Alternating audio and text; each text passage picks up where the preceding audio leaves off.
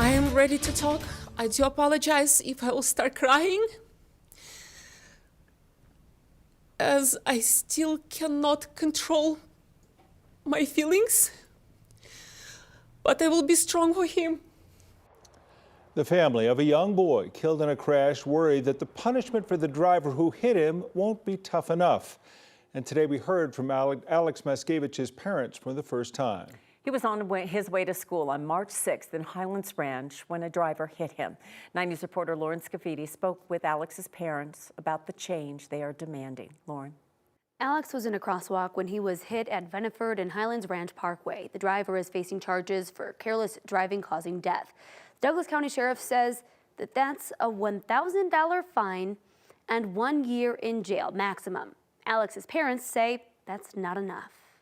But look at his perfect nose. Still we're baby chicks. There are few things stronger than a family's love for one another. Alex was my little boy. While their love will live forever, it still doesn't feel right to describe Alex Mackevich, a teenager, 13-year-old is still a baby. in the past tense. Who he was, what he wanted to do. March 6th was the last time Victoria Sigelski saw her son. He said, "Mom, I'm going to school. It's a little bit early, but I'll be on my way."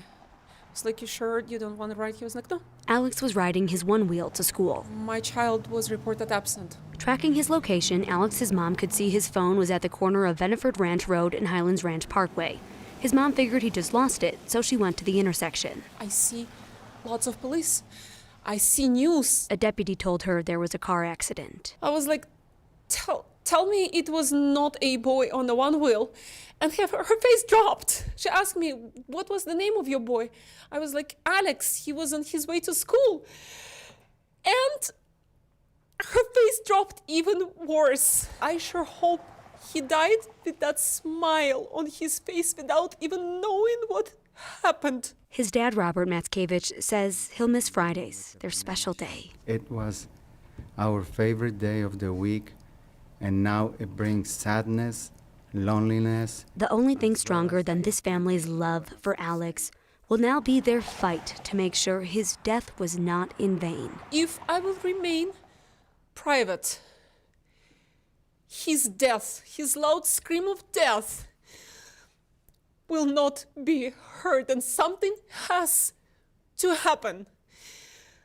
Something has to happen in the memory of my son. Alex's mom told us she still goes to that intersection every morning at 6:30 just so that she can be there at Alex's time of death, 6:48.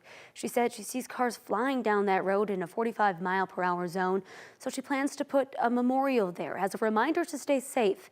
The sheriff says they plan to work with local leaders to make that area safer.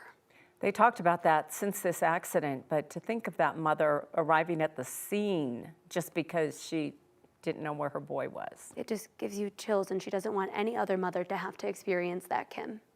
All right, thank you, Lauren. CDOT is warning drivers on Berthoud Pass of small snow bank slides. Warm temperatures this week mixed with the heavy fresh snow from last week are making it really easy for these slides to happen. 2 slides happened on Tuesday. CDOT says more are likely coming in the days ahead.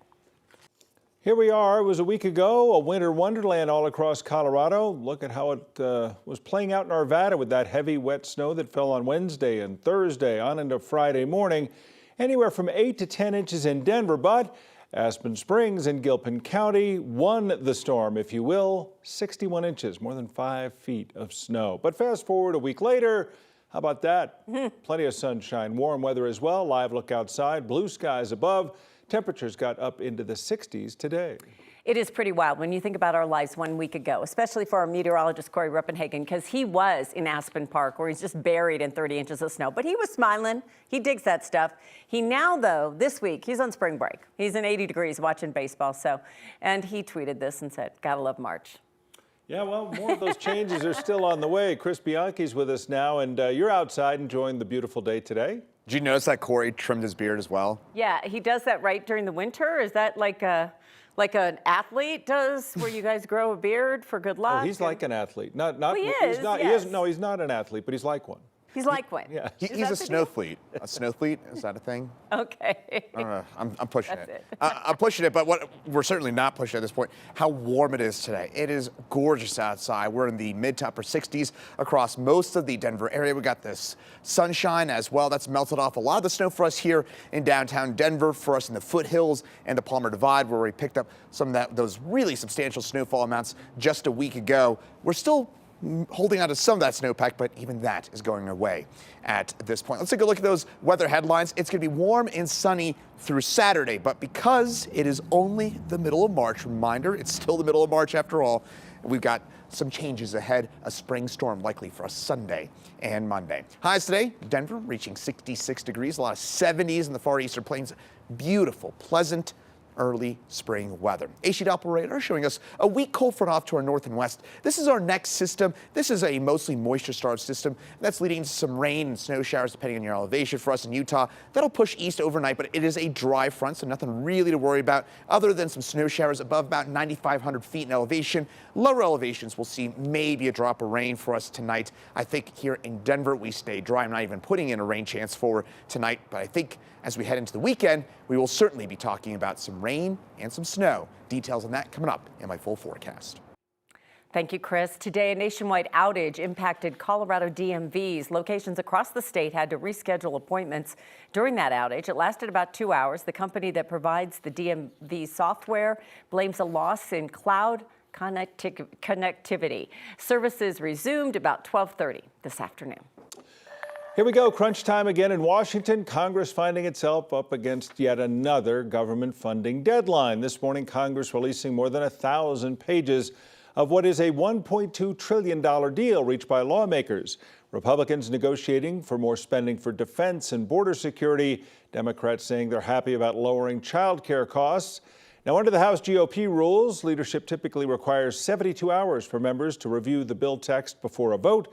Still, when it goes to the Senate, objection from any senator could derail a quick vote. If the government does miss tomorrow's midnight deadline, it would likely have limited impact on government operations as long as the funding were to be restored before the end of the weekend. And the Department of Justice is now suing Apple. In this antitrust suit, they accuse the company of illegally monopolizing the smartphone market. The DOJ says Apple was squeezing out competition and driving up prices. The department says it led to higher prices and less innovation. Critics of Apple have said for years the company did this with restrictive app store terms and high fees. For consumers, that has meant fewer choices, higher prices and fees. Apple has maintained monopoly power in the smartphone market, not simply by staying ahead of the competition on the merits, but by violating federal antitrust law. Apple said in a statement, "We believe this lawsuit is wrong on the facts and the law, and we will vigorously defend against it." On the stock market today, Apple fell about 4%. The company is still valued at over $2 trillion. Russell Wilson's days with the Broncos are over. He's now practicing with the Steelers, but a piece of Denver, his piece of Denver, is officially off the market. His little fiefdom, if you will. Yeah. Our partners at the Denver Business Journal say the Wilson home was sold this week. Calling it a home might be kind, the mansion. Yeah. But Russ also took a hit in trying to sell that property quickly. That home in Cherry Hills Village, of course, a major topic of conversation when they first moved here, probably most famous for those 12 bathrooms. Kind of handy.